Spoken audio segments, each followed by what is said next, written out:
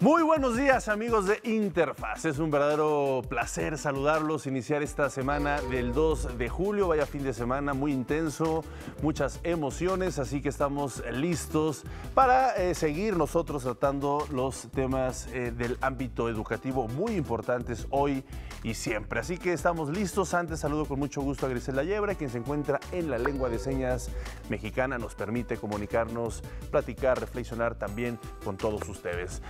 Por supuesto, le doy muy buenos días a Ana Cristina Olvera. ¿Cómo estás? Bienvenida. Muy buenos días, Omar. Bienvenidos a esto que es Interfaz, el programa donde tocamos a profundidad los temas educativos. Hoy una semana muy interesante para nuestro país. También estamos una vez más transmitiendo al mismo tiempo que el Partido de México, pero por supuesto estaremos muy pendientes.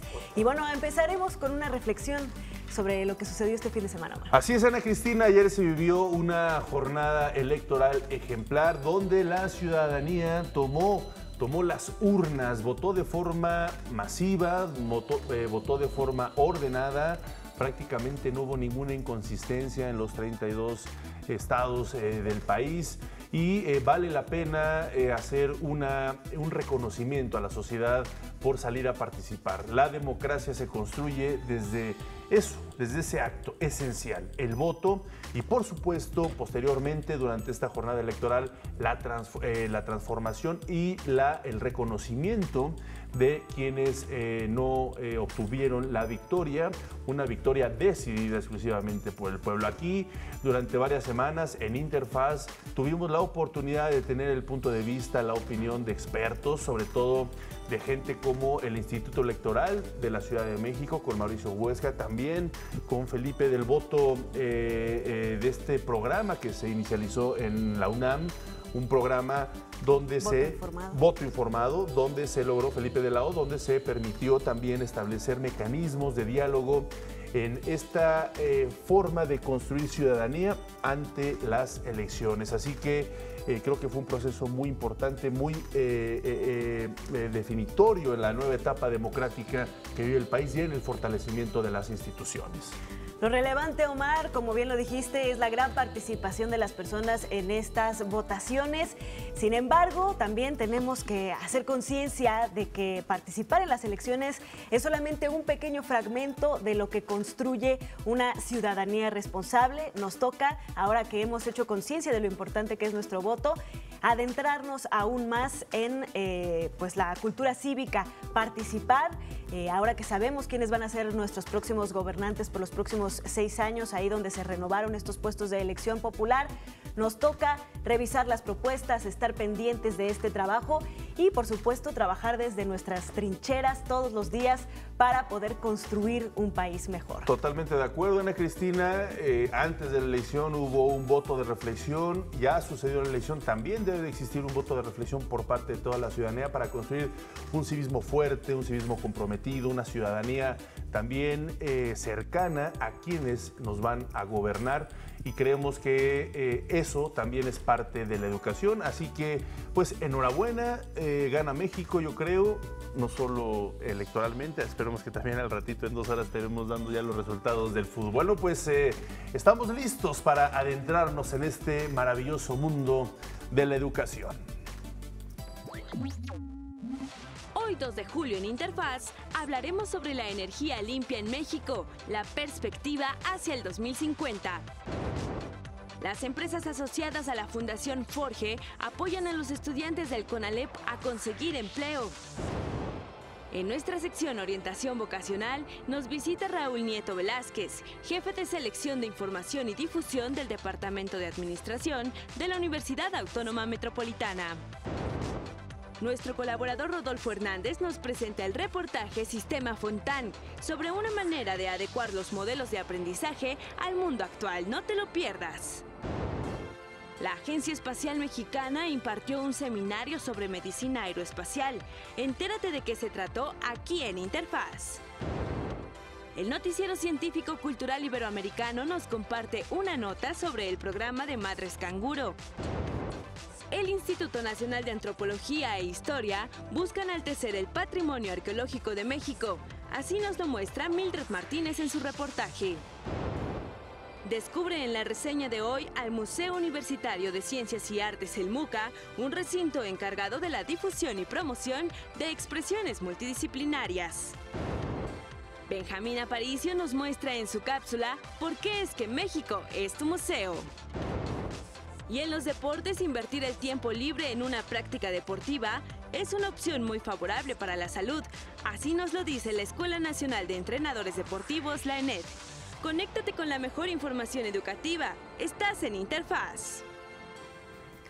Hoy iniciamos con una interesante entrevista que tuvimos la oportunidad de hacer a un mexicano que se encuentra trabajando desde la Universidad de Stanford, que lleva muchos años pues adentrándose en los temas de la economía limpia y pues ahora está impulsando un proyecto que busca que México pues avance a hacer una economía limpia y próspera. Veamos de qué se trata.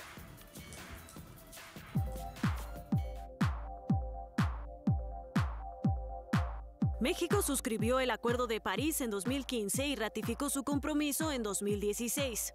Dicho acuerdo estipula, entre otras cosas, que para el año 2030 reduzca en 22% sus emisiones de gases de efecto invernadero en 8 sectores: transporte, generación eléctrica, petróleo y gas, industria, agricultura y ganadería, residuos y uso de suelo. Un destacado académico mexicano impulsa desde la Universidad de Stanford un proyecto que articule los esfuerzos para lograr esto e ir más allá. La iniciativa México Economía Limpia 2050 es de largo aliento, obviamente. La idea es que México está ya comprometido con el mundo a través del Acuerdo de París de transformar su economía hacia una economía descarbonizada, y cuáles van a ser esos caminos, ¿no?, que va a transitar en cuestión de innovación tecnológica para poder lograr esto, así como la parte de política pública que requiere incentivos. Estamos como punto de contacto en el gobierno a nivel federal con la Semarnat, la CENER y CONACYT, y a nivel local, porque nos estamos enfocando en lo que consideramos nosotros son los dos polos emergentes de innovación en México, que es la ciudad de Monterrey y la zona de la región que le llaman Cali Baja, en la frontera ahí de Tijuana y San Diego, donde hay un ecosistema único que es una ciudad o es una zona urbana compartida entre los dos países, donde puede ser un laboratorio viviente también de innovación en cuestión a nivel regional. Esta iniciativa nace de la necesidad de articular a los actores que deben colaborar para llevar a nuestro país al desarrollo, que debe ser sostenible, inteligente y responsable, por lo que los estudiantes e instituciones educativas juegan un papel fundamental. Uno de nuestros aliados en México a nivel académico es el Tecnológico de Monterrey. Con ellos ya hemos intercambiado estudiantes, ya que el Tecnológico de Monterrey en su campus matriz, que es el de Monterrey, Nuevo León, va a desarrollar toda una nueva área que le llama Distrito Tech, y queremos hacer, trabajando junto con la Fundación FEMSA, con los estudiantes, dando ideas innovadoras, un campus que sea, como dije, un laboratorio viviente, que esté, se dice off the grid, ¿no?, que esté fuera de los circuitos normales de sistemas de electricidad, de agua, para que podamos empezar a demostrar que estas innovaciones pueden ser funcionales y pueden mejorar la calidad de vida, y además ser eficientes en cuestión de energía y consumo de agua. El objetivo principal es, según palabras del director de esta iniciativa, evitar los errores que países industrializados han cometido y dar el salto a instrumentar innovaciones que puedan ayudarnos a hacer una economía limpia, pero también próspera, y aumentando la calidad de vida de los ciudadanos.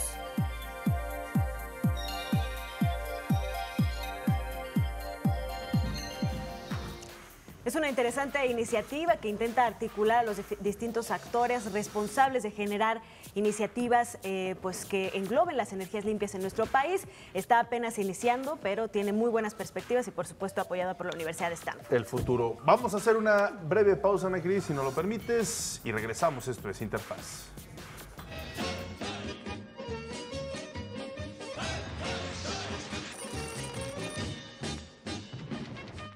La Escuela Rusa de Ajedrez es de las mejores del mundo. Uno de sus mayores exponentes es Anatoly Karpov.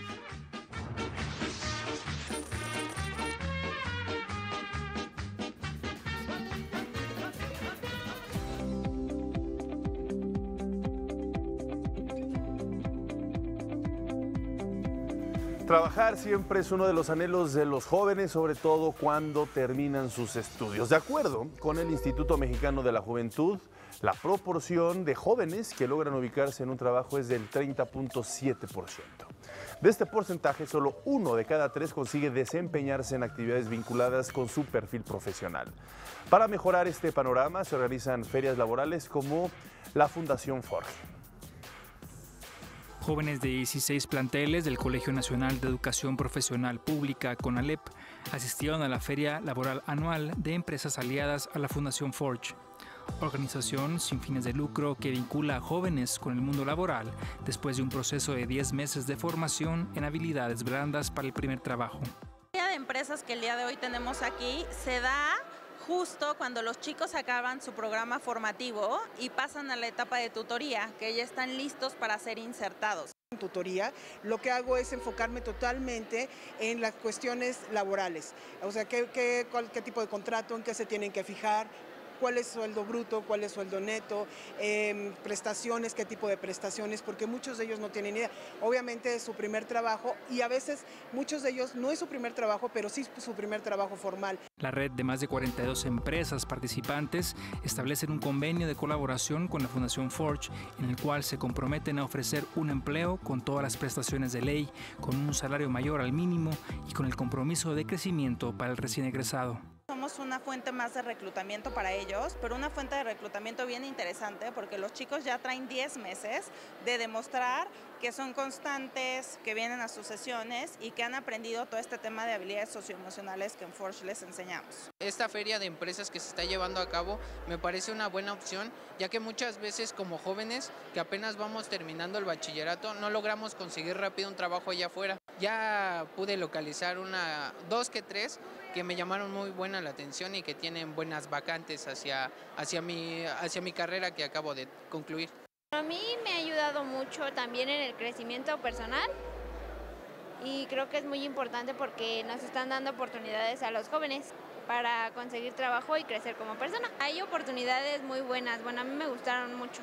Tras la contratación, los tutores dan seguimiento de hasta 6 meses. Si algunos de ellos, que esa es la finalidad en esta feria, empiezan a trabajar, entonces mi función empieza a cambiar, aunque no dejo de estar con ellos.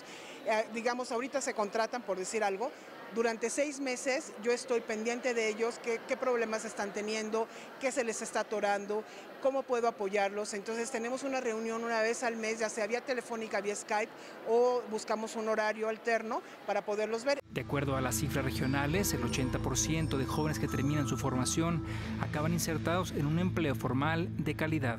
¿Ya quieres empezar a trabajar? Sí, claro, me urge trabajar.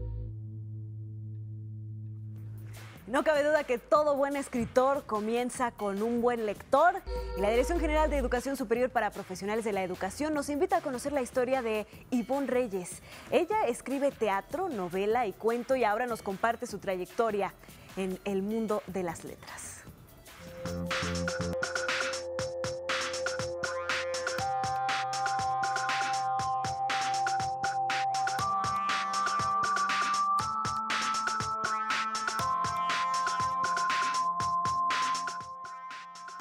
¿Cómo te volviste lectora? Yo soy lectora gracias a mi mamá. Cuando tenía 8 años, mi mamá un día llegó, me entregó un libro y me lo entregó con una complicidad muy extraña porque me pidió que ese libro solo era mío, que solo lo leyera yo y que no se lo enseñara por ningún motivo a mis hermanos. Fue una situación muy extraña, pero coincidió que justo en esa época me habían hablado en la escuela sobre menstruación, sexualidad y demás asuntos. Y me habían dicho lo mismo en la escuela, esto no se lo cuentes a nadie, esto es solo para ti. Entonces yo hice una conexión ahí extraña entre que en el libro me iban a hablar sobre aquel otro tema que era prohibido, entonces me interesó mucho leer el libro. Tomé el libro y lo leí de principio a fin. Obviamente no encontré lo que yo creía que iba a encontrar en el libro, pero encontré la literatura. Entonces fue un poco de morbo, un poco de a ver qué va a haber aquí. Y empecé a leerle, ese libro era Mujercitas. ¿Qué lees actualmente? Acabo de terminar hace un par de días una novela que se llama Rey de Picas de Joyce Carol Oates, que también es novela negra. Y estuve leyendo algunos cuentos de terror porque estoy escribiendo un cuento de terror y estoy iniciando La esposa joven de Barico. Ahorita estoy leyendo eso. ¿En qué momento te volviste escritora? Creo yo que justo cuando empecé a ser lectora, yo supe que también quería escribir. Fue coincidencia que justo leyera este libro donde aparecía ese personaje con el que me identifiqué tanto, que además era escritora, que yo dije, yo quiero hacer esto. Fue desde niña y siempre dije que quería ser escritora. Obviamente después había muchos procesos y había muchas trabas en donde me decían, de eso te vas a morir de hambre, no sé qué. Entonces yo lo que hice fue buscar otras alternativas para estudiar, para trabajar, pero siempre quise ser escritora. Entonces toda mi vida estuve produciendo desde niña, yo escribía y escribía y escribía. Después estudié comunicación y después decidí entrar a la Escuela de Escritores de la SOGEM, que creo que ahí es donde realmente me creí que iba a ser escritora y donde inicié con ese asunto. Y después de eso entré a algunos concursos y gané este premio, y a partir de entonces he estado escribiendo principalmente novela negra, pero también escribo teatro, también escribo cuento. ¿Qué escribes actualmente? Justo ahorita estoy escribiendo un cuento de terror que voy a entrar en una antología, es justo lo que estoy haciendo ahora, pero también tengo un par de novelas en proceso que estoy escribiendo.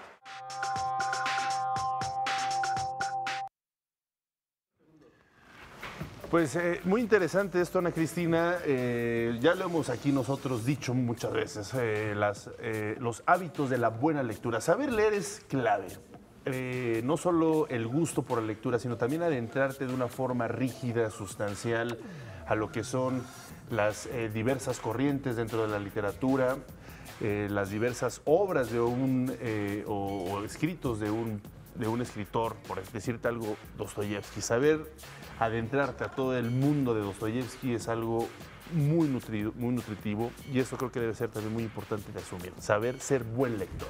Claro, Omar, aunque también lo hemos dicho mucho aquí, no todos tienen que entrar por Dostoyevsky. El asunto es que abordemos la lectura de una forma como si fuera una diversión. Lo es una diversión, como si fuéramos al cine, como si fuéramos al teatro, como si fuéramos al museo. Es decir, la lectura no tiene que ser una asignatura de clase solamente, sino es una forma de vivir. Pueden entrar por Dostoyevsky, esquina Octavio Paz. Bueno, pues así vamos a hacer una pausa, regresamos a estos intervalos.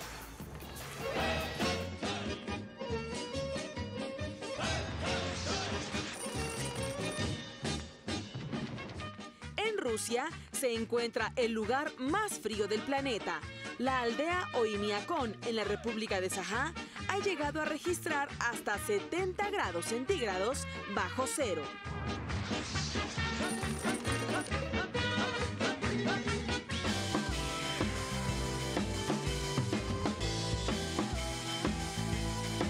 Regresamos a Interfaz. Hoy nos acompaña en el estudio Armando Telles. Él es técnico en urgencias médicas e instructor de la Escuela en Técnicos en Urgencias Médicas de la Ciudad de México, de la Cruz Roja Mexicana, y Julissa Gómez Batista, alumna de esta institución, quien nos hablarán de las convocatorias de la escuela y la experiencia como alumna tras el sismo del 19 de septiembre. Julissa, muy buenos días. Gracias, Armando. Un placer que nos acompañen. Como siempre, antes que nada, el reconocimiento a toda esta gran labor que hacen por los mexicanos desde esta institución maravillosa que se llama Cruz Roja. Inicio contigo, Julissa. Muy buenos días. Buenos días. Platicábamos antes de entrar al aire que tú te incorporaste a esta institución a partir o después de este triste suceso del 19 de septiembre. Sí, exactamente. Yo me incorporé en enero del año en curso, después de haber perdido a un amigo muy cercano en el sismo del 19 en el Álvaro Obregón, en el 286. Después de este suceso, lo decía Ana Cris muy bien, encontraste tu vocación y comenzaste a prepararte para ser paramédico. ¿Cómo fue este proceso y hasta dónde vas ahora? Exactamente, pues yo acudí el día del sismo a tratar de ayudar, ya que sabíamos que ahí estaba mi compañero, bueno, mi amigo. Entonces, pues el ver que no te dejan entrar tan fácil, ¿no? Porque no tienes los conocimientos suficientes de todo esto para que no corran más peligro, ¿no? Más personas. Entonces, decido tratar de ayudar lo más que puedo, y la forma más sencilla y, digamos, lo más rápida de poder ayudar es siendo pues paramédico, y pues la institución que más me gustó con todos sus planes de estudio y todo fue Cruz Roja, fue la que más me llamó la atención y es por eso que estoy aquí. Qué bueno, interesante. Armando, ¿cuántos casos hay así como el de Julissa, de personas que pues por un acontecimiento, digamos, paradigmático, encuentran su vocación y se unen a ustedes? Buenos días, gracias Buenos días. por la invitación. Armando, bienvenido. Son bastantes, fíjate, o sea, y no nada más por lo que ocurrió en el sismo, sino por diferentes situaciones. Hay mucha gente que ingresa aquí a las filas de Cruz Roja Mexicana porque algún familiar tuvo un accidente y no hubo quien le brindara la ayuda oportuna, por cantidad de cosas diferentes que ven justamente esa vocación y se incorporan con nosotros. Específicamente con lo del sismo, aproximadamente más de 60 personas fueron las que a nivel nacional se incorporaron como técnicos en urgencias médicas. Wow. Pero también tenemos más áreas, ¿no? Está el área de voluntariado, el área de juventud. Entonces, en las diferentes áreas también se acercaron varias personas. ¿Cómo es el acceso a estas áreas? Digo, en el caso muy específico de Julissa, bueno, fue un impacto después de los sucesos del 19 de septiembre con el terremoto, se te despertó la conciencia, pero hay otras personas que de forma aleatoria o independientemente de estos sucesos, pues por supuesto quieren entrar a estas áreas que ya estabas comentando. ¿Cómo es esta inscripción? ¿Cuándo son los periodos para accesar? ¿Y qué requisitos deben de tener? Sí, mira, tenemos una escuela nacional, que es la Escuela Nacional de Técnicos en Urgencias Médicas. Esta escuela tiene 2 convocatorias por año. O sea, claro, cada semestre sale una convocatoria. Lo que se requiere para entrar es ser mayor de edad. ¿Son al inicio de enero y julio? Es en enero y en julio. Correcto. En enero y julio son las convocatorias. Justamente ahorita está la convocatoria que es para ingresar el siguiente, en agosto, es para ingresar en agosto. Entonces lo que se requiere es una mayoría de edad. Los documentos normalitos, ¿no? Tu credencial oficial y todo lo que se te pide de documentos normales. Llenar un registro, en nuestra página de internet se puede bajar ese registro e incorporarte.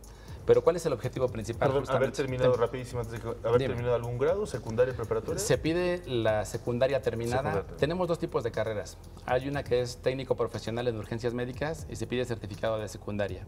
Y también tenemos una que es una carrera básica de atención médica prehospitalaria y se te pide también el certificado de preparatoria culminada para poder ingresar. Correcto. Estas 2 convocatorias, la básica dura 1 año, son 12 meses, que se divide 8 meses en teoría y práctica en simulada, o sea, en áreas de simulación, y los últimos 4 meses son prácticas en ambulancia directamente. La carrera es técnico profesional, esa dura 3 años. Esa ya es una carrera, ya sales ya como especialista en cualquier emergencia médica. Muy interesante.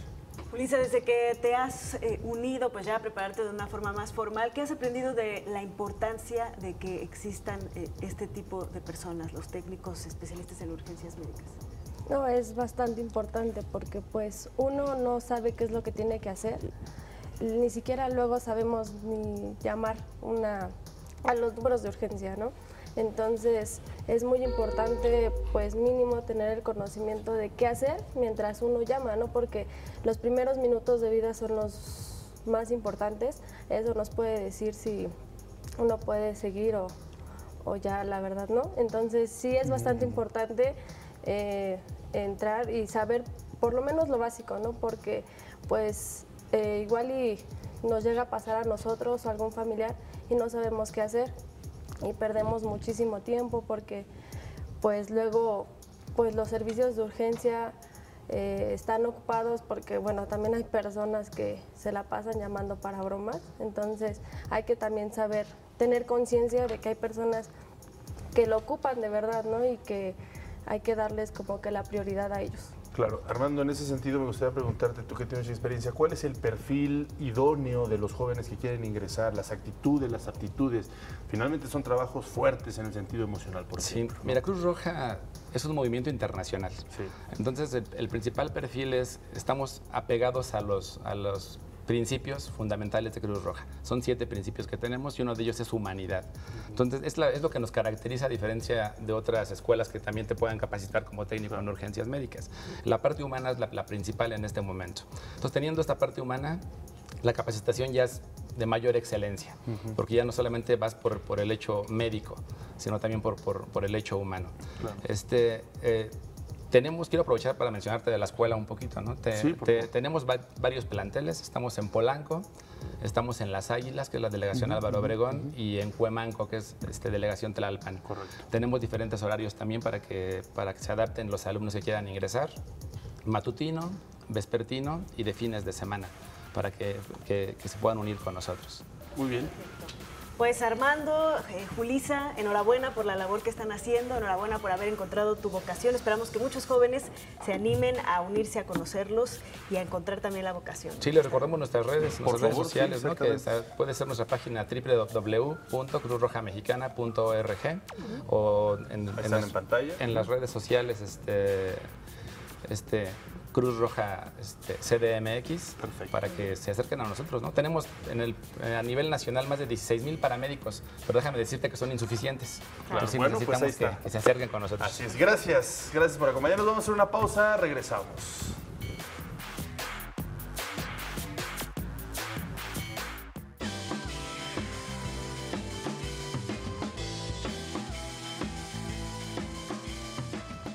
Y hoy en nuestra sección Orientación Vocacional nos da mucho gusto tener en el estudio a Raúl Nieto Vázquez. Él es jefe de Información y Difusión del Departamento de Administración de la Universidad Autónoma Metropolitana. Casa abierta al tiempo. Bienvenido. Muchísimas gracias por estar con nosotros. Es para nosotros siempre un placer tener a gente de la UAM aquí en el estudio de Interfaz. Muchas gracias. Hola, Gracias Raúl, por la muy buenos invitación. días. Cuéntanos, Raúl, bueno, esta universidad es una de las instituciones más importantes educativas en nuestro país. Tiene una amplia historia, una robustez muy importante. Cuéntanos, ¿cuáles son los valores principales de la UAM desde su fundación? Pues tenemos 3 funciones primordiales, digamos. Ahorita estamos a punto de cumplir 45 años de existencia. Los cumplimos en enero del siguiente año. Ahorita tenemos 5 unidades con 80 licenciaturas. Entonces tenemos una oferta muy amplia, digamos, y nos especificamos en 3 áreas, que es la formación de nuevos profesionales, la parte de investigación, porque todos nuestros profesores son profesores investigadores, y al mismo tiempo la parte de preservación y difusión de la cultura. Son estos 3 pilares. Claro, muy importante este tipo de áreas que nos platicas. ¿Cuántos campus hay? ¿Cuál es su matrícula? Y sobre todo, ¿cuáles son esas carreras que a ti te gustaría destacar, que ustedes imparten o que son las más numerosas, que la gente busca más accesar a ellas? Mira, ahorita, bueno, tenemos 5 campus: Azcapotzalco, Coajimalpa, Iztapalapa, Lerma y Xochimilco. De esos 4 están en la zona metropolitana de la Ciudad de México, y Lerma, que bueno, que está en la entrada de Toluca, en el municipio aledaño a esta.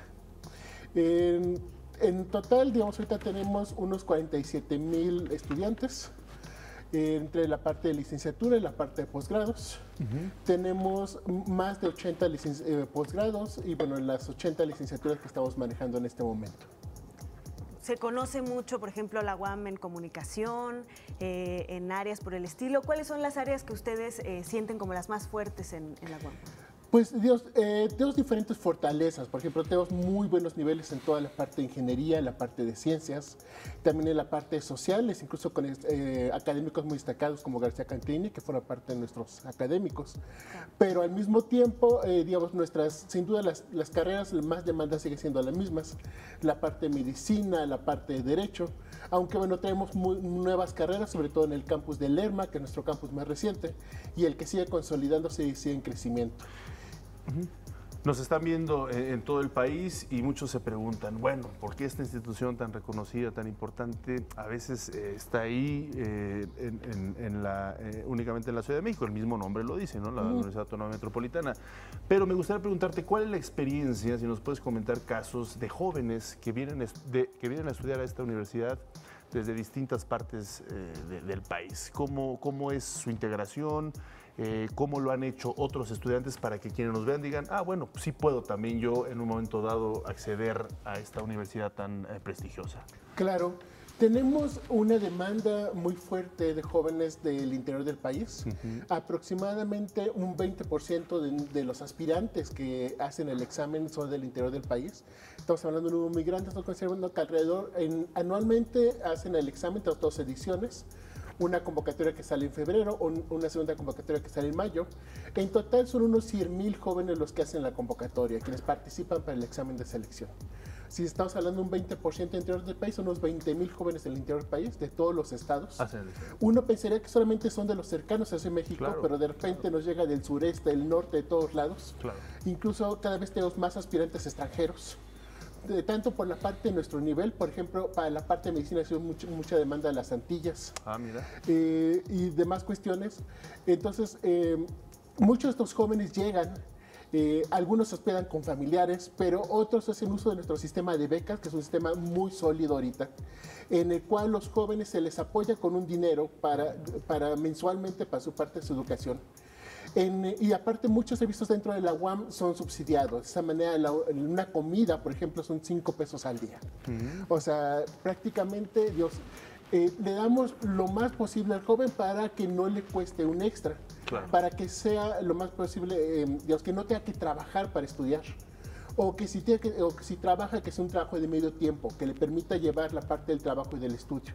Muchos de ellos lo que hacen, la universidad no cuenta como otras universidades con dormitorios para estudiantes, claro, pero lo que hacen es rentar lugares cercanos. Muchas veces entre 3 o 4 jóvenes rentan un departamentito, se hacen roommates, y de repente, bueno, ya ahí entre ellos se van pasando tips, se van ayudando unos a otros. Y bueno, y con la parte de las becas, pues las becas sumadas, pues sí les permite, por un lado, esta parte de vivir, llevar su educación, pero por el otro lado sí llevar su educación en unos 4 o 5 años.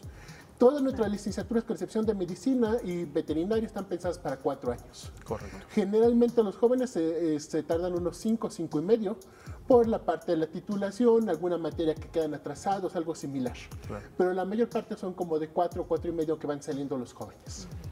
Raúl, y con esto que mencionaste de las carreras nuevas que están abriendo en algunos de sus planteles, yo te preguntaría, una universidad como la UAM, con 45 años de historia y de consolidación, ¿cómo ve el futuro de la educación? Es decir, ¿en qué van enfocadas estas nuevas carreras? Sabemos que hay muchas profesiones que van a cambiar.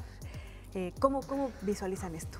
Claro, mira, estamos actualizando nuestras carreras, trayendo carreras que antes solamente estaban en la parte de posgrado hasta la parte de licenciatura. Por ejemplo, tenemos ciencias atmosféricas en Iztapalapa, se creó el año pasado, es reciente la carrera, pero antes solamente existía en posgrado. Por primera vez la llevamos a nivel licenciatura, porque aparte del cambio climático, además nos requiere expertos en el área. Claro. También tenemos carreras nuevas como educación y tecnologías digitales, que se despierta en la unidad de Lerma. Pedagogos siempre se van a necesitar, expertos en educación, pero ya necesitamos expertos en educación e expertos a su vez en la parte de tecnologías digitales y en el uso de estas para formar planes de estudios, para la enseñanza y demás. Y generalmente la gente que lo sabía después de 5 o 10 años sobre la marcha. Sí. Lo iba aprendiendo sobre la marcha, no había una carrera que te formara en eso. Bueno, en eso estamos. También, por ejemplo, tenemos lógica de psicología biomédica. La parte biomédica y la parte de psicología siempre se habían tratado como 2 carreras totalmente diferentes. Las estamos uniendo en una sola. O, por ejemplo, tenemos la parte de ingeniería mecatrónica industrial, que bueno, actualmente toda la parte de industrialización del país, la mayor parte de las fábricas más importantes ya están muy dependientes de sistemas mecatrónicos. Claro. Un ejemplo es Amazon, por ejemplo, pues que es la mayor tienda del mundo. Sí. Y que es una tienda que es un almacén con robotitos llevando todo hacia todos lados. O sea, prácticamente no hay personas. Muy amplia esta oferta académica que ofrecen, Raúl Nieto. Te agradecemos mucho que hayas estado con nosotros. Rapidísimo, la página de internet. La página de internet de la universidad es www.uam.mx, y para informarse del proceso de admisión es admisión.uam.mx. Gracias, muchísimas gracias por estar con nosotros. Un fuerte abrazo a toda la comunidad. Vamos a hacer una pausa, regresamos.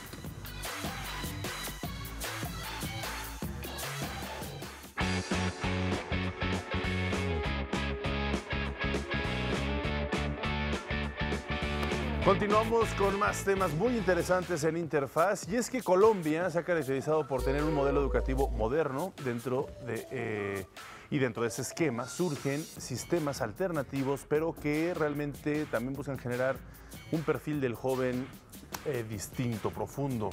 Este sistema que les vamos a presentar se llama Fontan, y se encuentra aquí con nosotros nuestro compañero Rodolfo Hernández. ¿Cómo está, Rodolfo? Muy buenos días. ¿Cómo estás, Omar? Ana Cristina, un placer estar con ustedes como siempre. La verdad sí es un sistema bastante innovador. Ya lo habíamos platicado un poco en Nueva Zelanda, que estudiaban en el bosque. En este caso sí es una escuela. Sin embargo, en esta escuela no hay aulas como tal, no hay clases como tal. Sin embargo, está avalada por el Ministerio de Educación de Colombia. ¿Por qué? Porque los chavos aprenden al momento que ellos quieren y lo que ellos necesitan. Este es, de hecho, la base de este sistema. El fundador o uno de los cofundadores de este sistema es lo que decía, aquí no hay niños buenos o malos, o no eres bueno para matemáticas y malo para esto. No, para nada. Cada quien tiene un tema en el cual se puede desarrollar plenamente y es justamente lo que busca el sistema, que el chavo, que el niño, pues empieza a aprender cuando él quiere, cuando esté motivado a hacerlo. Ese es otro de los fundamentos del sistema Fontán, que dice, cuando un niño no tiene ganas de aprender, simplemente no lo va a hacer. Le pongas al maestro que quieras, le pongas las clases extras que quieras, jamás va a aprender. Va a aprender cuando esté motivado, cuando él quiera. Y es justamente lo que hacen en este centro educativo. Es un poco también la actitud o esta técnica de la educación por competencias, ¿no? Que los hacen participar en proyectos y de esa forma pues vas aprendiendo las habilidades implícitas y de esta forma no se sienten como asignaturas. Supongo que es algo así más o menos. Así es, van también con proyectos, los papás están muy involucrados a través de la tecnología, ellos tienen su página web, sus apps, donde los papás pueden ir viendo cuál es el desarrollo de sus hijos, en qué están trabajando y que así también ellos puedan apoyarlos. También se apoyan muchísimo en internet, porque cuando están buscando un tema, sí reciben el asesoramiento de un profesor. Sin embargo, pueden entrar a la web y ahí mismo encontrar la información que necesiten sobre el tema que están estudiando. Pues vamos a ver este trabajo especial, Rodolfo. Sí. El mundo está en constante evolución y los sistemas educativos no pueden abstraerse de estos cambios. Así lo entendió un grupo colombiano, que buscó una forma de adecuar los modelos de aprendizaje al mundo actual. De esta forma surgió el sistema Fontán. En este colegio la educación se basa en el estudiante, brindándole la libertad para elegir qué y en qué momento aprender. Asimismo, se personalizan los planes de estudio y se respeta el ritmo de cada alumno. Personalizar los planes de los niños, que cada niño tenga su propio plan, porque tienen gustos distintos, capacidades distintas, expectativas distintas, son muy distintos. Entonces no todos los niños tienen que tener los mismos planes. Si no usamos esos niveles de personalización, no vamos a poder desarrollar el potencial de cada niño. Es decir, no existen aulas de clase, grados o profesores especializados en cada materia. Para que el sistema funcione, es necesario desarrollar la capacidad de evaluar en los estudiantes. De acuerdo con Julio Fontán, uno de los fundadores del proyecto, iniciado por sus padres en 1957, los niños han perdido esa capacidad y sin ella es imposible tomar decisiones adecuadas, no solo en materia educativa, sino en la vida. No hay clases, como no hay clases, digamos, hay espacios de trabajo, hay talleres de trabajo y el niño decide, yo en este rato voy a trabajar este tema de ciencias, ¿sí? Y después de eso, ¿sí? El niño pues arranca a trabajar, digamos, ahí tenemos serios problemas porque cuando nos llegan niños de otro lado, llevan muchos años dándole respuesta a la voluntad de todos los otros, entonces no han educado su voluntad. Si un niño no desarrolla la capacidad de evaluar, digamos, le congelamos su brújula, o sea, no lo permitimos que tome buenas decisiones para que pueda alcanzar sus metas en la vida. También es un tema fundamental la responsabilidad, entendida como la capacidad para aceptar las consecuencias de cada una de las decisiones que se tomen y al mismo tiempo aprender de las fallas. Acá aprendí que las cosas se pueden hacer por uno mismo y que las cosas que uno hace por sus propios méritos y que logra hacer son muchísimo más valiosas que las que le hacen. El estudio pues evoluciona, uno en realidad aprende porque quiere, no porque le toca. La tecnología también es esencial para este sistema, ya que, a través de ella, los alumnos pueden acceder a los conocimientos del tema que decidieron aprender. Los educadores están ahí para orientarlos, pero también se pueden apoyar en una base de datos personalizada, donde ellos y sus padres pueden conocer a detalle los avances del estudiante.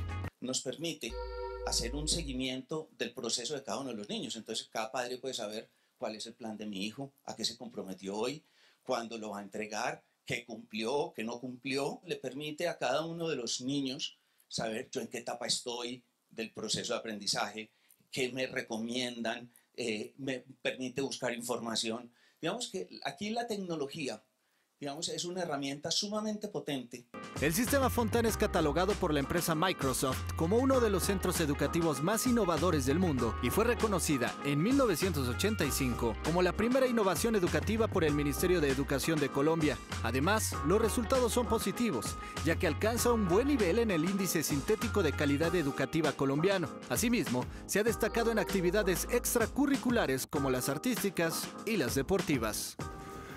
Creo que hay un aspecto muy interesante, Rodolfo, que es el amor al estudio, estudiar por el gusto de estudiar, y creo que ahí es donde se potencia. Ahora, existe también una circunstancia, platicábamos afuera del aire, que este proceso va de la primaria prácticamente hasta el bachillerato.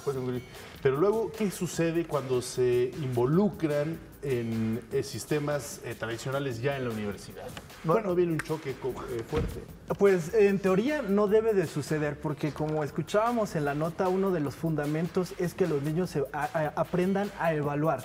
Y de hecho lo dice el cofundador de este sistema, que cuando llegan niños de otras escuelas es difícil acoplarlos, porque siempre ya están pues necesitados de que alguien les diga tienes que hacer esto o tienes que hacer aquello. En esta escuela lo que pretenden es que los jóvenes, que los niños aprendan a tomar sus propias decisiones. Y es algo, creo, que en la universidad es algo que necesitas muchísimo, porque ahí sí ya no tienes el cobijo de tus padres, el cobijo de tus maestros que estén ahí dándote, pues como se dice, dándote lata para que estudies. Ahí ya es tu decisión y creo que este tipo de sistemas ayudan muchísimo a crear la responsabilidad de los jóvenes. Y en la vida la toma de decisiones. Sí, bueno, lo interesante también, como mencionabas en la nota, es que al final cumplen con los estándares y las expectativas del sistema educativo colombiano, lo cual pues abre nuevas preguntas, nuevos paradigmas para la educación. Así es, Ana Cristina. Gracias. Muchas gracias, Rudo, por ese interesante proyecto. Vamos a hacer una pausa, regresamos. Esto es Interfaz.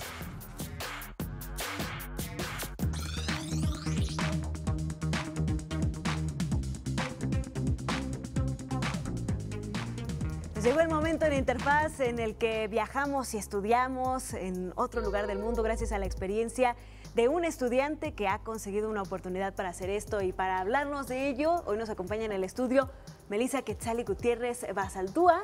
Ella, gracias al programa de capacitación de estudiantes de escuelas normales públicas, tuvo la oportunidad de estudiar en Canadá. Bienvenida, Melissa. Muchas gracias. Hola, Melissa, un placer tenerte en el estudio. Hola, muchas gracias. Gracias por acompañarnos. Cuéntanos cómo fue este proceso para que obtuvieras la beca y pudieras irte unos mesecitos a Canadá.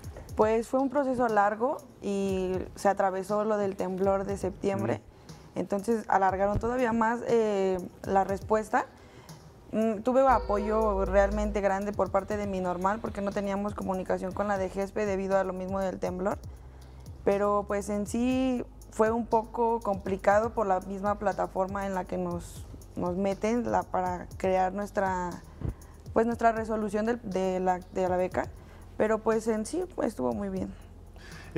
¿Por qué tú sí pudiste irte y otras personas no? Es decir, ¿qué fue lo que jugó a tu favor? ¿El promedio?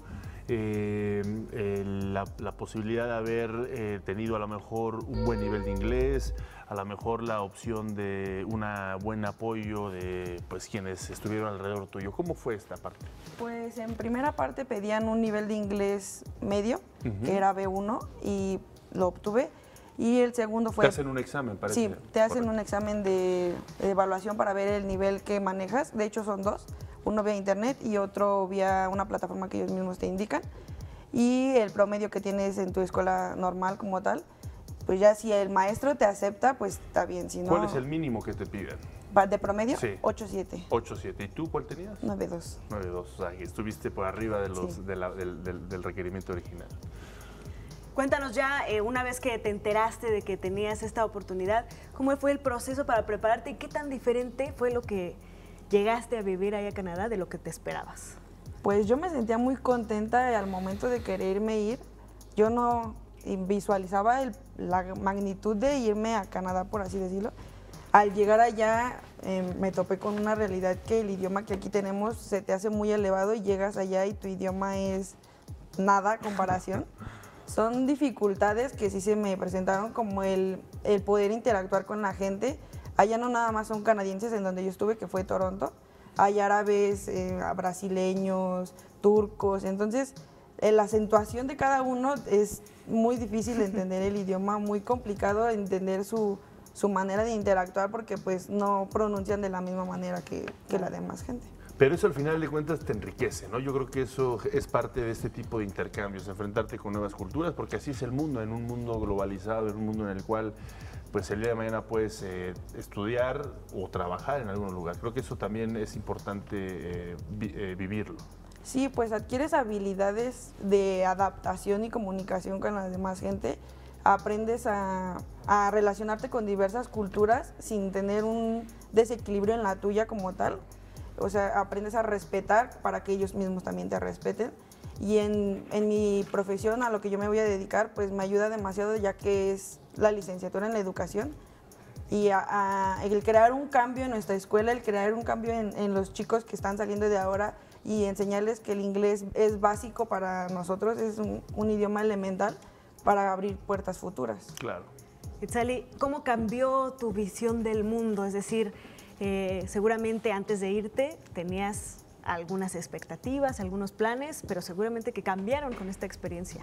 Sí, pues de hecho cambió demasiado en todos los aspectos, porque no solamente me enriquecí de la cultura de allá, sino de la misma cultura de nuestra república, porque pues eran personas de muchos estados de la república, y el conocer o saber qué tipo de cambio tenemos que hacer nosotros aquí en México es realmente triste, el conocer cómo son allá y cuánto nos falta aquí, pero pues yo creo que tengo que empezar por mí y para ayudar a los demás, creando un cambio desde el medio ambiente hasta la educación en general.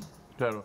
¿Te quedaste con familia o te quedaste en algunos dormitorios de la escuela donde estudiaste? Y platícanos cómo era tu día a día ya en el término escolar.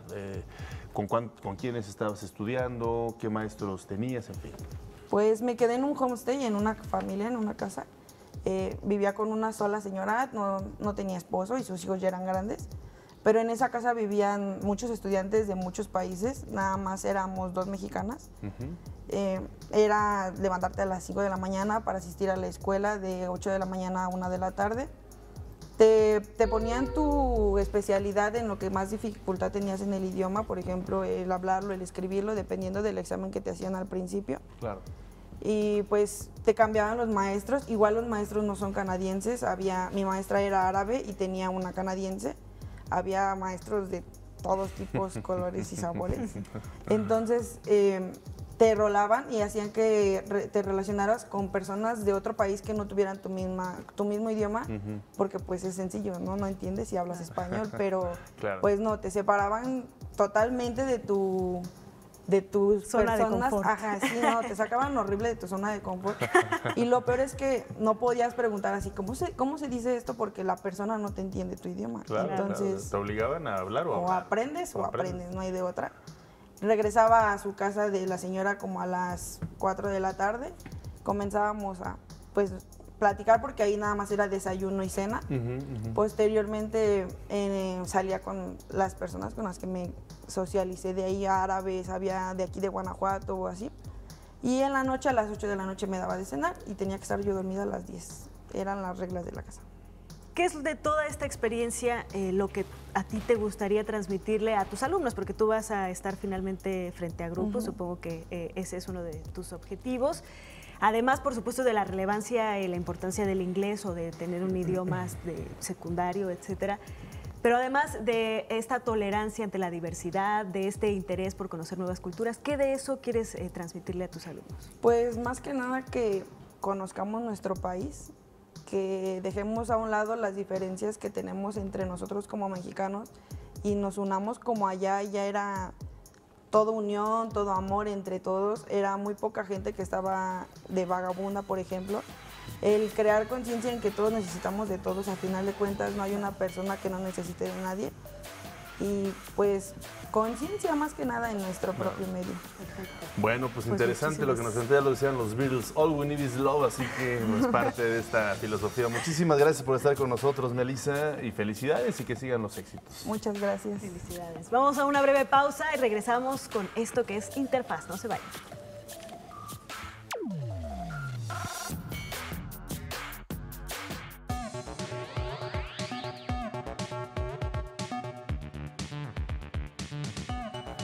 Las especialidades médicas atienden diferentes necesidades de la salud. Entre las más interesantes destaca la medicina aeroespacial, que se centra en los trastornos ocasionados por la aviación, el submarinismo y el espacio. La Agencia Espacial Mexicana impartió un seminario sobre esta especialidad médica. La medicina es la ciencia dedicada al estudio de la vida, la salud, enfermedades y muerte del ser humano. Durante siglos, la medicina siempre se centró y practicó en la Tierra. Sin embargo, debido a los avances espaciales, tecnológicos y científicos, la medicina también logró llegar al espacio. En la Agencia Espacial Mexicana, el general Víctor Manuel Rico brindó un seminario para dar a conocer los aspectos generales de la medicina aeroespacial. ¿Pero qué es la medicina aeroespacial? Es una rama de la medicina que, con ayuda de la medicina preventiva laboral, se encargan del estudio de la prevención, diagnóstico, tratamiento y rehabilitación de alteraciones psicológicas, fisiológicas y patológicas en personas expuestas a factores nocivos y morbígenos del entorno espacial. Incluye toda actividad científica y tecnológica tendente a mejorar la salud y la capacidad del personal que se expone a este ambiente aeroespacial.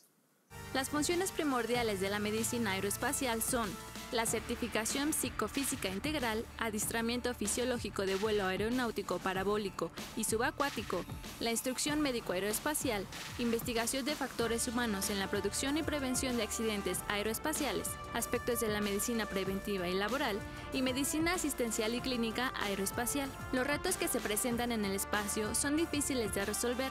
Sin embargo, las investigaciones realizadas en tierra son factor clave para la aplicación en el espacio. En cuanto a la función que realizan los médicos aeroespaciales con los astronautas, el general brigadista comentó: La instrucción aeromédica es darles a ellos conocimiento de qué les puede suceder para que ellos tomen medidas preventivas y puedan proteger su salud a través del adiestramiento del médico, su conocimiento sobre la salud. ¿Qué deben hacer para protegerse? Bueno, ¿y alguno de ustedes ha escuchado un término que se llama gestación fuera del útero? Bueno, pues esto es un fenómeno natural, por ejemplo, en los marsupiales. Y además inspiró al final de la década de los 70 a un médico colombiano para que desarrollara el programa de madres canguro, que en colaboración con las autoridades ha salvado a miles de bebés. El Noticiero Científico y Cultural Iberoamericano nos comparte esta interesante nota al respecto. La gestación por fuera del útero, fenómeno natural en los marsupiales, inspiró al final de la década de los 70 a un médico colombiano implementar el programa de Madres Canguro, con el que el sistema de salud en Colombia ha salvado miles de bebés nacidos prematuramente. De acuerdo con la Organización Mundial de la Salud, en la actualidad aproximadamente 15 millones de niños nacen prematuramente en el mundo y 1 millón de ellos fallece por complicaciones como enfermedades infectocontagiosas que la mayoría de las veces se originan en las incubadoras. Entonces empezamos hace 10 años, inicialmente solamente un pediatra, una enfermera y la secretaria. Lentamente hemos aumentado, así que cuatriplicado, bueno, mucho más el flujo de pacientes. Hoy vemos, más o menos tenemos 66 citas programadas diarias de pacientes. Recibimos pacientes acá al hospital. Tenemos una enfermera jefe que se encarga de la captación de pacientes acá en el San José Infantil. Nos hace la primera adaptación para que los pacientes lleguen acá a Canguro. Pero también recibimos pacientes de muchos hospitales en Bogotá. El doctor Edgar Rey Sanabria, con especialidad en neonatología, implementó la dinámica con la cual el vínculo madre-hijo, la lactancia exclusivamente con leche materna y un contacto permanente piel con piel, logró reducir las cifras de mortalidad infantil hace ya 40 años. El calorcito de tenerlos acá en esta posición y el calor como corporal que tiene uno con ellos hace que ellos aumenten rápido de peso y aprende uno a conocerlos más porque, por ejemplo, él que nació tan pequeñito y tuvo dificultad, digamos que para respirar solito porque él todavía está con oxígeno y estuvo intubado y ventilado por más de un mes, entonces como que uno con ellos acá les enseña también a respirar, porque él a veces se queda como dormidito. Entonces uno respira profundo y le enseña también a él a respirar, y él como que si se queda dormidito, él vuelve y aprende al ritmo que uno le está enseñando. En las 4 décadas de existencia del programa, más de 35 países de todos los continentes se han interesado por las interesantes cifras que muestran que en Colombia cada vez son más los niños nacidos con bajo peso, es decir, menos de 2,5 kilos, quienes logran sobrevivir y completar un desarrollo infantil sin dramáticas consecuencias. En Colombia, el método canguro se aplica como un programa integral del Estado y se adelanta en 3 fases, que contemplan la supervisión de los bebés hasta el 1 año y medio de vida y el entrenamiento de los padres en diferentes técnicas de estimulación. El programa canguro tiene 3 componentes: la posición canguro, la nutrición canguro, que es con leche materna, y la salida precoz del niño en su casa, con un seguimiento muy estricto que se hace en los programas canguro y se sigue hasta el año. La posición canguro permite una regulación térmica perfecta. Recuérdese que el bebé canguro es un prematuro y maduro, no regula temperatura, pero en posición canguro sí la regula. Solamente en este hospital, con 10 años de implementación del programa, se han atendido a más de 68,000 bebés prematuros. En Colombia se presentan unos 80,000 nacimientos prematuros al año, es decir, antes de las 37 semanas de gestación. Esto significa que de cada 100 niños que nacen en el país, 12 son prematuros. De las bondades de este programa habla el crecimiento de los pabellones, que en los diferentes hospitales y clínicas se dedican a implementar las técnicas que permiten mejorar la expectativa de vida de los bebés, que de no ser por estos cuidados serían propensos a padecer enfermedades como la diabetes, la hipertensión arterial y afectaciones coronarias. Hoy en día existen 35 centros de excelencia dedicados a la implementación del programa Mamás Canguro. Allí se ha hecho el seguimiento a 40,000 niños para analizar los beneficios y falencias de este programa, para continuar consolidándolo como uno de los mayores regalos de la medicina colombiana a la humanidad. Con información de la oficina en Bogotá, Colombia, Noticias Xinhua. Pues es muy interesante estas técnicas que abraza la ciencia, que combinan un poco de la tradición con los avances científicos. Totalmente, Ana Cristina, muy interesante esto que acabamos de ver y por supuesto darle seguimiento a todo este desarrollo. Pleno siglo XXI y se está abriendo de par en par todo lo que es las tecnologías, nuevas aplicaciones, en fin, este nuevo mundo en el que estamos ya inmersos. Vamos a hacer una breve pausa, regresamos, esto es Interfaz.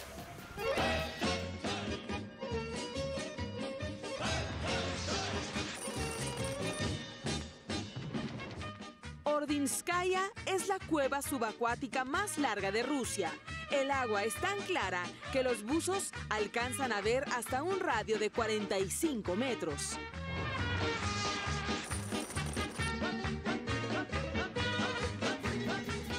Conoce el catálogo de libros de texto gratuitos para el ciclo escolar 2018-2019. Ingresa a la página de la Conalité, que aparece en tu pantalla.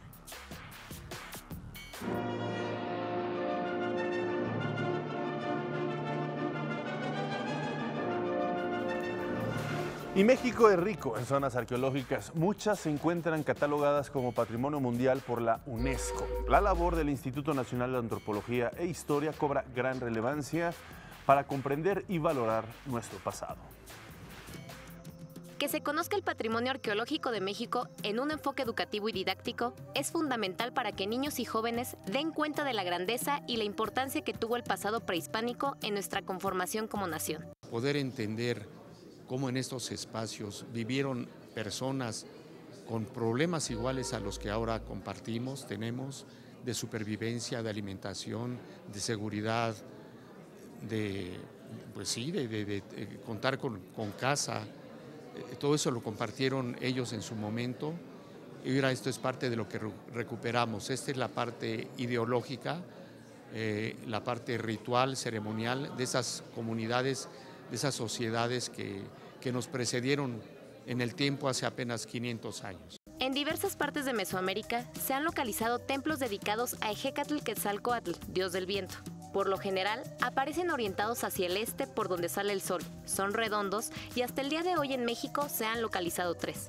Está uno en Metro Pino Suárez, hay otro que se encontró también recientemente detrás de la catedral, en la calle de Guatemala, y El doctor Sánchez Nava comentó que a través de la Dirección de Salvamento Arqueológico se hicieron diversas investigaciones para la recuperación, registro y salvaguarda de los elementos que evidencian la actividad humana pasada. Intervenimos en muchas obras, muchas construcciones donde sabemos o tenemos la presunción de que hay vestigios arqueológicos subyacentes, precisamente para recuperar o la información o los propios vestigios, que fue el caso que nos ocupa en este lugar.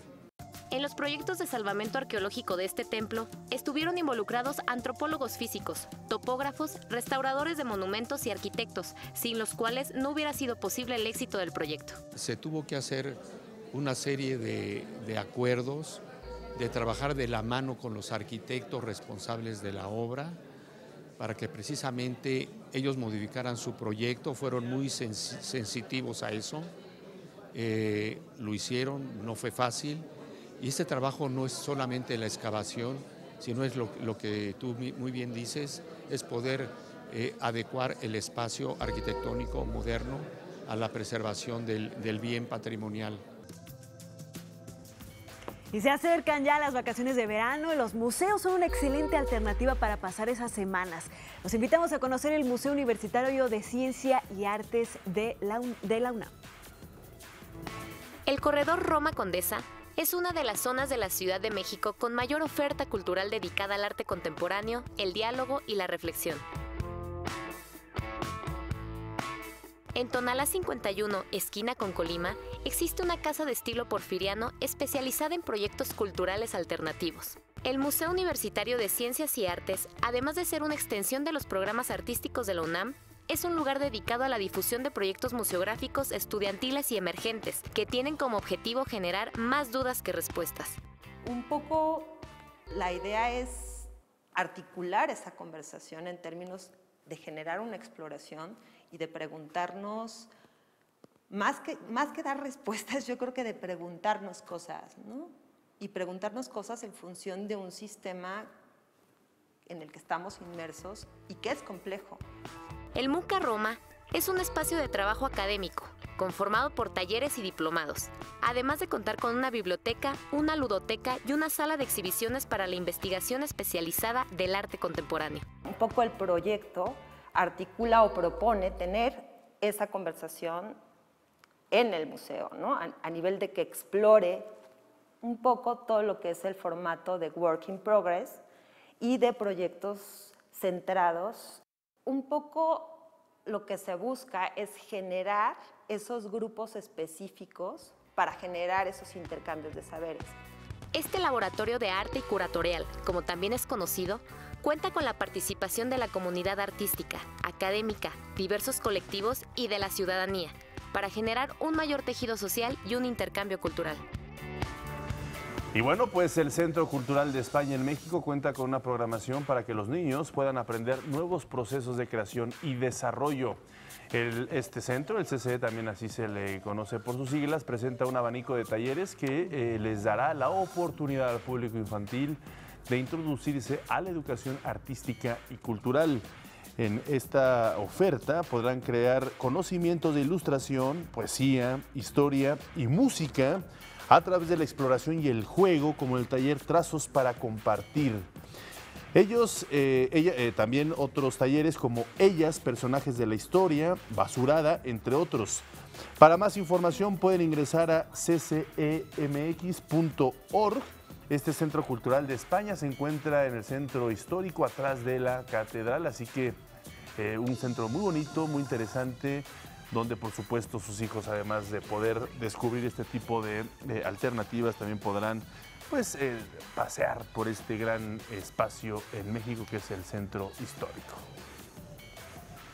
Y tras los sismos ocurridos en septiembre de 2017 y febrero de este año, actualmente el estado de Oaxaca se encuentra en avances de recuperación del patrimonio cultural que fue afectado también. Los especialistas del Instituto Nacional de Antropología e Historia, junto con el gobierno del estado, comunidades y sociedad civil, realizan actividades de rescate de diversos recintos culturales.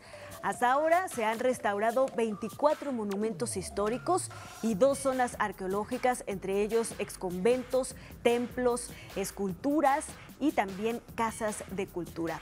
Joel Vázquez Herrera, el director del Centro INA allá en Oaxaca, indicó que se están interviniendo 13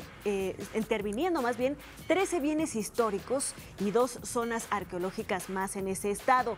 Sin embargo, son aproximadamente 600 recintos y 12 zonas las que aún presentan afectaciones en diversos ámbitos después de los sismos. El antropólogo Vázquez Herrera aseguró que las labores de recuperación del patrimonio cultural han sido respetuosas de los usos y costumbres de este estado y, por supuesto, con estricta vigilancia de los expertos para poder restaurar el patrimonio cultural de nuestro país y de este estado de Oaxaca de la mejor forma posible, sin dañar toda su riqueza, por supuesto respetando las tradiciones, que finalmente es lo que está plasmado, es lo que está en el corazón de esta belleza cultural patrimonial de Oaxaca. Así es, Ana Cris, y creo que es importante esta coordinación y colaboración de las diversas instituciones que tomen parte en estas reconstrucciones de vestigios tan importantes de nuestra historia como nación. Así que, bueno, pues enhorabuena por este tipo de trabajos. Y bueno, pues vamos a hacer una breve pausa, regresamos con más. Esto es Interfaz.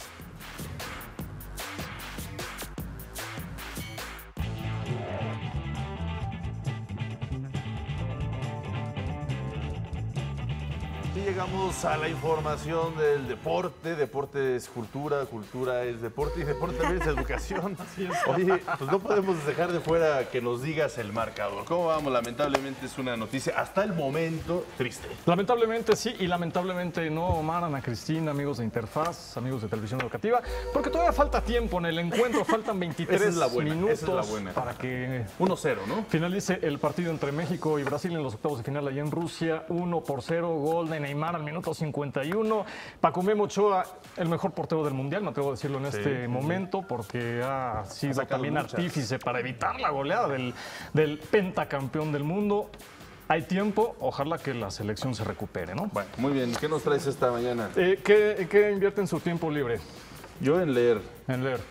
Yo cuando tengo tiempo libre, depende de cuándo sea el tiempo, pero sí leer, ver películas. Bueno, pues hoy los voy a invitar para que inviertan su tiempo libre en la activación física, en la cultura Eso física. es muy importante también. Claro, por supuesto, porque no solamente se trata del alto rendimiento, no solamente los atletas de alto rendimiento son los que tienen que llevar a cabo una actividad física constante, sino también nosotros para vernos y sentirnos bien. Claro. Pero es importante, ojo, también acercarnos a los profesionales. Claro, eso de hacer deporte es también responsabilidad, ¿no? Hay que ser responsable. Sí, porque puede ser muy peligroso. Vamos a ver la siguiente pieza que les preparé, el ocio y el deporte. El deporte no tiene como único objetivo desarrollar atletas de alto rendimiento. Abre sus puertas también a todo aquel que quiera simplemente una mejor calidad de vida. El deporte puede ser ocio, es decir, el deporte nos abre un abanico de posibilidades para aprovechar nuestro tiempo libre mediante una actividad física, pero siempre debe ser guiada por un profesional. Con la orientación de un entrenador, podemos introducir el deporte a nuestra vida. El alto rendimiento es una forma de vivirlo. También hay un deporte recreativo que tiene que ver la inclusión de personas que no tienen los mejores tiempos, pero tienen todo el entusiasmo de participar, toda la objetivo de vivir la actividad plenamente, pero que también requiere de compromiso. Eso no lo podemos olvidar. Es evidente que no todos nacimos para ser campeones olímpicos o deportistas profesionales, pero ¿qué importa? No se trata de batir marcas mundiales, se trata de ser nuestros propios rivales, de mejorar nuestros tiempos, nuestra resistencia y condición física, competir contra nosotros mismos y establecer nuestros propios objetivos. Yo soy, en ese ejemplo, una practicante de la carrera, soy maratonista. Y sé que no voy a hacer podium nunca y no me preocupa, lo más importante es participarlo. Aquí este discurso de lo importante es de participar vale la pena y se hace válido. Sé mi límite, lo reconozco, pero también sé que entrenando y teniendo un excelente líder puedo llegar a cumplir metas personales. Según sea la magnitud de nuestro compromiso, serán nuestros resultados, la consecución de objetivos y los cambios en nuestra vida a través de la activación física. Nuestro tiempo libre puede ser bien aprovechado con un deporte de nuestra elección. Si desarrollamos un plan de entrenamiento y nos comprometemos a ejecutarlo al pie de la letra, o al menos lo más apegado a nuestro programa, vamos a crear un nuevo estilo de vida. Te reitero, acércate a un entrenador profesional, evita autoentrenarte y no confíes ciegamente en la información que encuentras en internet. te da una forma de conocerte, o sea, te lleva a otro punto de tu vida, te da esta oportunidad de saber cuáles son tus límites, de saber que puedes hacer algo por primera vez, aunque nunca lo hayas practicado, con ayuda, con orientación. Hay que buscarla, es un elemento importante. Hay que tener cuidado a veces con la información que encontramos en la web, que es peligrosona, o sea, no por ser deporte recreativo no requiere orden, disciplina o estructura. El descanso es importante. Si tenemos una gran cantidad de tiempo libre, no significa que debamos invertirlo al 100% en el deporte. Así como nuestro cuerpo necesita activarse, también requiere recuperarse. Es importante considerar que el nivel de exigencia deberá aumentar paulatinamente para evitar sobrecarga muscular o incluso lesiones graves. Buscar un asesor desde la perspectiva de lo técnico y cómo entrenarlo, es decir, no creas que solo podemos, necesitamos asesoría. Ellos no tienen que decirnos qué nos tiene que gustar, sino nos tienen que asesorar en cómo entrenar, cuánto debo de correr diario, cuándo debo de descansar, cuánto debo de ir aumentando las cargas o las formas de entrenar. Todo comienza con una elección, con la decisión de sentirnos mejor, de tener una vida más saludable, de dejar el sofá, apagar la pantalla, estirar los músculos y transformar nuestro tiempo de ocio en nuestro mejor aliado. Pues como bien lo mencionabas, Lalo, es muy importante siempre acudir a los profesionales y aún cuando lo hagamos en nuestro tiempo libre, hacerlo de una forma concienzuda, responsable. Sí, porque puede resultar muy peligroso hacerlo sin tener la más mínima instrucción, ¿no? O sea, como comentaba hace rato Omar, o sea, te levantas un día motivado y sales de la cama y brincas y dices, voy a ser deportista a partir de este momento, a partir de hoy. Pero acércate a un profesional. Claro. Porque, o sea, desde el hecho de no estirar, desde el hecho de no tener un calentamiento adecuado, puede ser muy, muy peligroso. Así que hay que acercarnos a las personas certificadas. Hay que considerar la edad, hay que considerar cómo es tu estado físico, en fin, todo para poder hacer deportes adecuados a tus circunstancias. Así es. Vamos, México, todavía hay tiempo en este segundo Bueno, tiempo. pues muchísimas gracias por acompañarnos, iniciar esta semana con todos nosotros. Gracias, nos vemos mañana, Ana Cris. Así es, nos esperamos mañana con más información de la educación. Gracias a Griselda Yebra también. Chao.